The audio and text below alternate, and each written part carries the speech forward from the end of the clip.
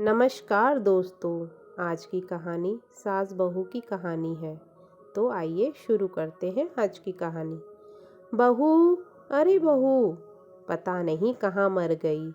तभी अंदर से आवाज़ आई, जिंदा हूँ माँ जी। तो फिर मेरी चाय क्यों नहीं आई अभी तक? कब से पूजा करके बैठी हूँ। सास ने लगभग चिल्लाते हुए कहा। बहू कहती है, ला रही हूँ आपकी चाय। बहू चाय के साथ भजिया भी ले आई। सास ने कहा, तेल का खिलाकर क्या मारोगी मुझे? बहू ने कहा, ठीक है माँ जी, ले जाती हूँ।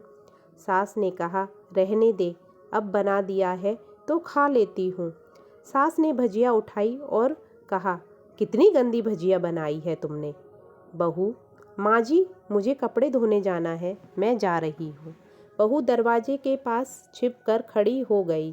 सास भजिया पर टूट पड़ी और पूरी भजिया ख़त्म कर दी। बहू मुस्कुराई और काम करने चली गई। दोपहर के खाने का वक्त हुआ। सास ने फिर आवाज़ लगाई, कुछ खाने को मिलेगा क्या बहू? बहू ने आवाज़ नहीं दी। सास फिर चिल्लाई, भूखे मारोगी क्या मुझे? बहू आई, सामने खिचड़ी रख दी। सास गुस्से में, ये क्या है? मुझे इसे नहीं खाना है, ले जाओ इसे यहाँ से। बहू ने कहा, आपको डॉक्टर ने दिन में खिचड़ी खाने को कहा है, खाना तो पड़ेगा आपको ये। सास मुँह बनाते हुए, हाँ, तू मेरी माँ बन जा। बहू फिर मुस्कुराई और चली गई। आज इसके घर पूजा थी। बहू सुबह 4 बजे से उठ गई थी। पहले स्नान किया, फिर फूल लाई, माला बनाई, रसोई साफ की, पकवान और भोजन बनाया। सुबह के 10 बज गए। अब सास भी उठ चुकी थी। बहू अब पंडित जी के साथ भगवान के वस्त्र तैयार कर रही थी। आज ऑफिस की छुट्टी थी, इसलिए उसके पति भी घर पर थे। पूजा शुरू हुई। सास चिल्लाती हुई, बहू ये नहीं है, बहू वो नहीं है। बहू दौड़ी दौड़ी आती और सब करती। अब दोपहर के 3 बज गए थे। आरती की तैयारी चल रही थी। पंडित जी ने सबको आरती के लिए बुलाया और सबके हाथों में थाली दी। जैसे ही बहू ने थाली पकड़ी, थाली हाथ से गिर पड़ी। शायद भोज बनाते हुए बहू के हाथों में तेल लगा था, इसलिए वह पोंछना भूल गई थी। सारे लोग तरह तरह की बातें करने लगे। कैसी बहू है, कुछ नहीं आता, एक काम भी ठीक से नहीं कर सकती है, न जाने कैसे बहू को उठा लाई है ये। एक आरती की थाली भी संभाल नहीं सकती है। उसके पति भी गुस्सा हो गए और सास चुप रही, कुछ नहीं कहा, बस यही बोल के छोड़ दिया, सीख रही है। अब कोई घर से तो नहीं सीख के आता है, ये सब सब सीख जाएगी धीरे धीरे। अब सबको खाना परोसने जाने लगा। बहू दौड़ दौड़ कर खाना लेती, फिर पानी लाती। करीब 70 से 80 लोग हो गए थे। इधर 2 नौकर और बहू अकेली। फिर भी वहाँ सारा काम बहुत ही अच्छी तरीके से हो गया था। अब उसकी सास और कुछ आस पड़ोस के लोग खाने के लिए बैठे। बहू ने खाना परोसना शुरू किया। सबको खाना दे दिया गया। जैसे ही पहला निवाला सास ने खाया, तुमने नमक ठीक नहीं डाला है बहू, एक काम ठीक से नहीं करती, पता नहीं मेरे बाद कैसे घर को संभालेगी। आस पड़ोस वालों को तो जानते हो ना, वो बस बहाना ढूंढते हैं नुक्स निकालने का। फिर वो सब शुरू हो गए, ऐसा खाना है, ऐसी बहू है, ये वो वगैरह वगैरह।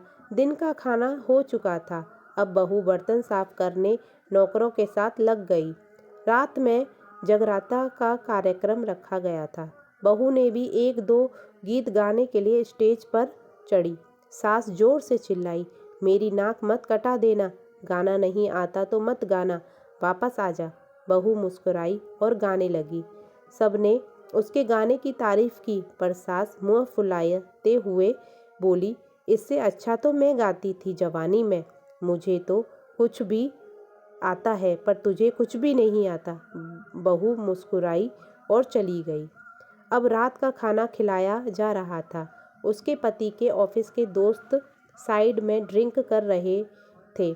उसका पति चिल्लाता थोड़ा बर्फ़ लाओ। तो सास चिल्लाती, यहाँ दाल नहीं है। फिर चिल्लाता, कोल्ड ड्रिंक नहीं है, पापड़ ले आओ। इधर इधर आखिर में उसके पति की शराब गिर पड़ी। उसके एक दोस्त पर एक बोतल टूट गई। पति गुस्से में दो झापड़ अपनी पत्नी को लगाते हुए कहता है, जाहिल कहीं की, देख कर नहीं कर सकती काम को।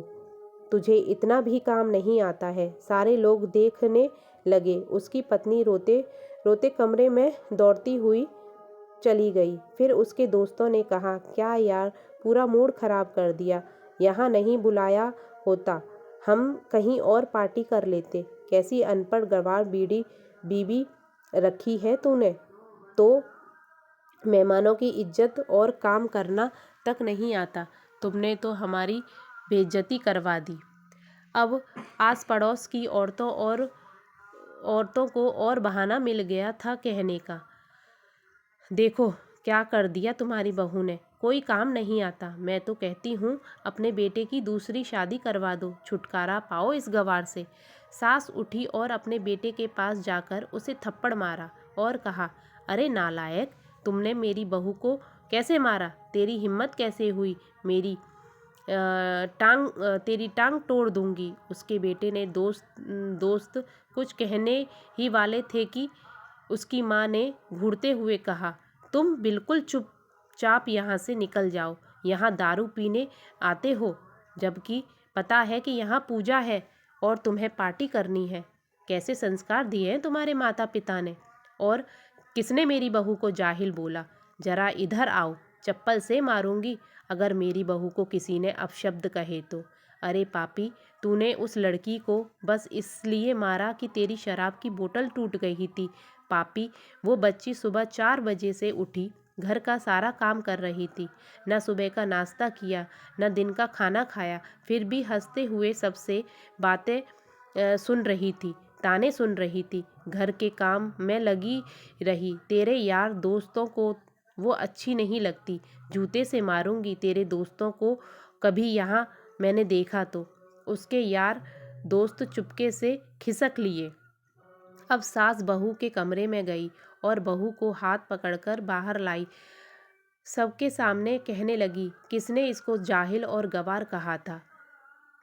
दूसरी बहू ले आना, जरा सामने आओ। कोई सामने नहीं आया। फिर सास ने कहा, तुम जानते हो कि ये मेरी माँ भी है और मेरी बेटी भी है।